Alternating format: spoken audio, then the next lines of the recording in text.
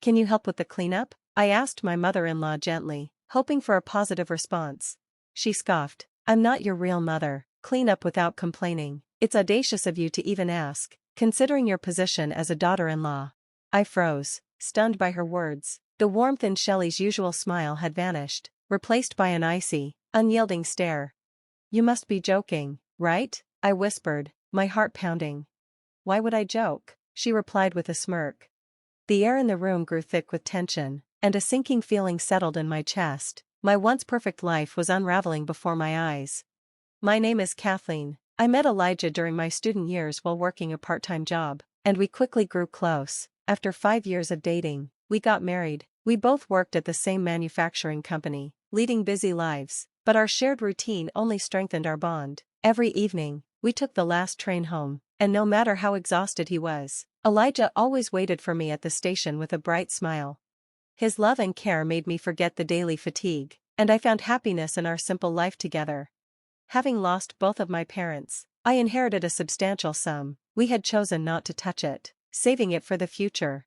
One evening, as we walked home, Elijah turned to me and said, Kathleen, my parents want to visit tomorrow. Is that okay?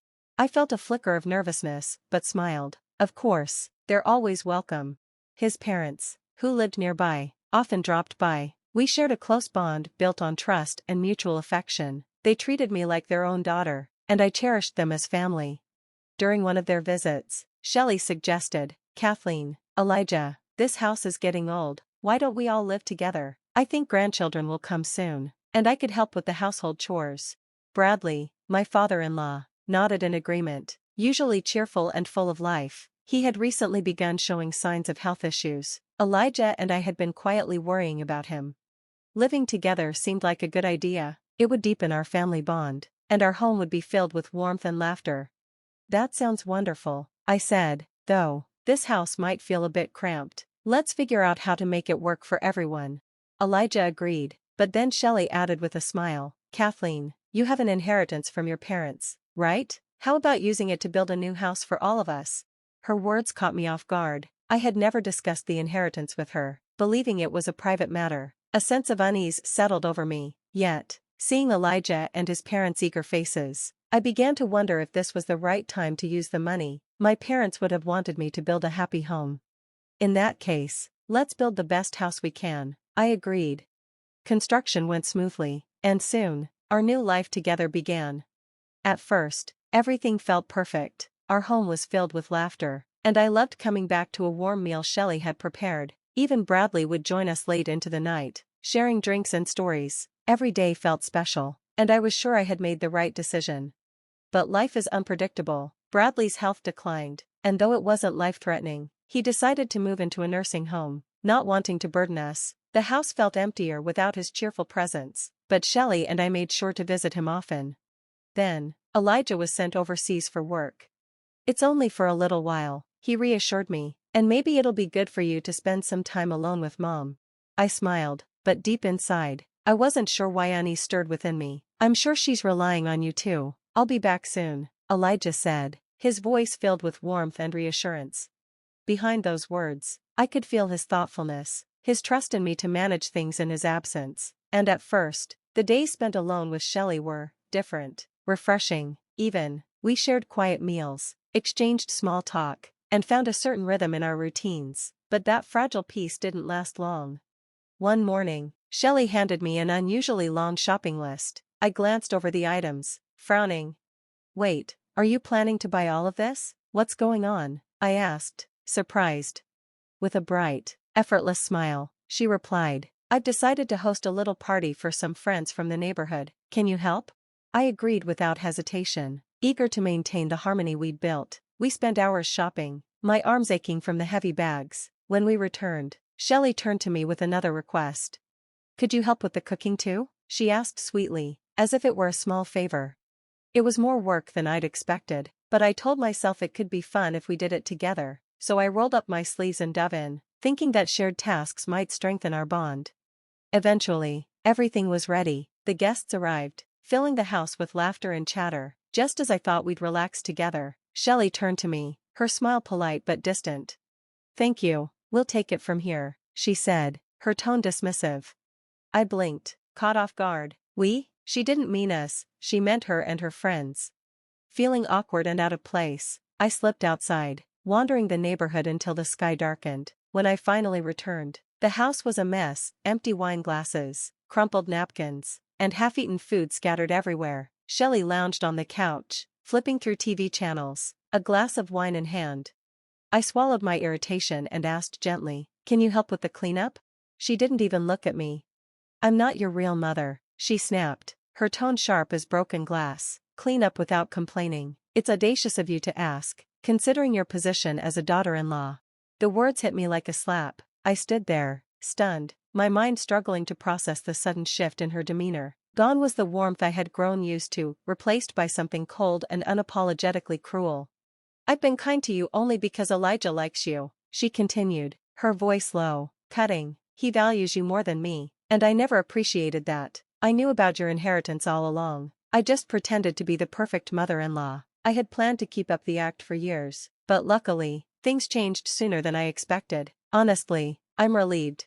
Her words echoed in my mind, leaving me hollow and breathless. "You must be joking," I whispered, hoping, desperately, that this was some twisted attempt at humor. But Shelly smiled, a slow, mocking curve of her lips. "Why would I joke? Even after you married Elijah, I never considered you part of this family. Thank you for the house, though. From now on, you'll respect my rules. If you can't, you're free to leave. This house belongs to us. Your room will be a guest room now. You can sleep in the storage space under the stairs. It's just big enough for you to lie down." That night, I cleaned up the remnants of her party with trembling hands, my tears falling silently onto the cold dishes. The ache in my chest wasn't just from exhaustion, it was from betrayal, sharp and unrelenting. Days turned into weeks. Shelly's cruelty became routine. No matter how much I did, it was never enough. I worked tirelessly, cleaning, cooking, managing every detail, while she sat back, hosting tea parties and gossiping with her friends. On the rare days I couldn't prepare breakfast, her complaints were sharp, relentless. Then, one afternoon, I overheard her laughing with her friends. "She's like a little maid, isn't she?" Shelly said between giggles. "I don't even have to lift a finger." Their laughter pierced through me, and for the first time, anger burned hotter than sadness. Eventually, the emotional toll became unbearable. I requested a temporary leave from work, hoping that staying home might ease my stress, but it only trapped me in the heart of my misery.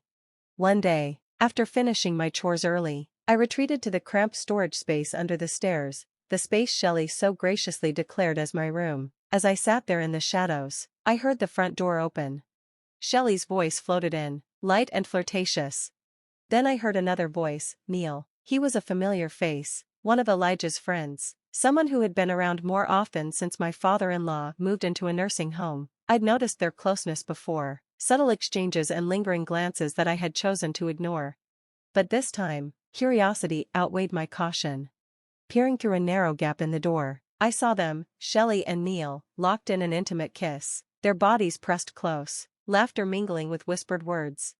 I froze, my heart pounding so loudly I feared they might hear it. In that moment, I realized that the life I had thought was perfect had been nothing more than an illusion, shattered by the very people I had trusted most. I had always suspected something was off, the stolen glances, the lingering touches, the uneasy silences, but being confronted with the undeniable truth was like having the ground ripped out from beneath me. Shelly was having an affair with Neil, in our house. Unable to watch any longer, I shut my eyes and covered my ears, as if that could somehow erase what I'd seen, but the image was seared into my mind, a bitter stain I couldn't wash away. The next few days passed in a fog of numbness. The walls of the house felt suffocating, filled with echoes of betrayal. I couldn't stay there, not like this. I needed comfort, someone who could anchor me. I needed Bradley. As I prepared to leave, Shelly's voice rang out behind me. "Going somewhere? Perfect timing. I've got friends coming over tonight, so don't rush back." Her words dripped with casual cruelty, thinly veiled beneath forced politeness. She knew I suspected. Maybe she even wanted me to know. I didn't respond. I simply walked out the door, my heart pounding with rage and heartbreak. When I arrived at the nursing home, Bradley greeted me with the same warmth he always had, though his eyes darkened with concern the moment he saw my face. Without holding back, I told him everything, the affair, the cruelty, the unbearable weight of Shelly's betrayal. Bradley listened silently, his expression growing more somber with each word. When I finally stopped, my voice raw from holding back tears, he reached for my hand, his grip gentle but steady. "You've carried this alone for too long," he said quietly, "but you're not alone, Kathleen. I'm glad you came to me. Elijah would be devastated to know what's been happening, but I'll handle this. You don't need to shoulder it all." He stood up slowly, his movements stiff but purposeful, and extended his hand. "Let's go home together. Are you okay to walk?" "Thank you, Bradley, just knowing you're here makes it easier," I replied softly. The walk back was silent, but not in an uncomfortable way. Bradley's presence was grounding, a steady force beside me. When we reached the house, I noticed several pairs of shoes carelessly left at the door. They clearly hadn't expected me, or Bradley, to return so soon. Without hesitation, Bradley stepped inside, his posture straight, his steps firm. I followed close behind as he headed directly to the living room. There, in plain sight, sat Shelly and Neil, too comfortable in their deceit. Shelly's face paled the moment she saw us. Neil shot up from his seat, panic flashing across his face. In a clumsy scramble, he bolted, literally, diving out the living room window, barefoot and fumbling. No one runs like that unless they have something to hide. Bradley didn't flinch. He simply turned to Shelly, his voice calm but carrying an authority that filled the room.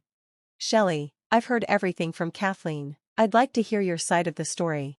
Shelly opened her mouth, searching for words, but none came. Eventually, she muttered, I'm sorry about the affair, but Neil came on to me first. It's not like it's entirely my fault."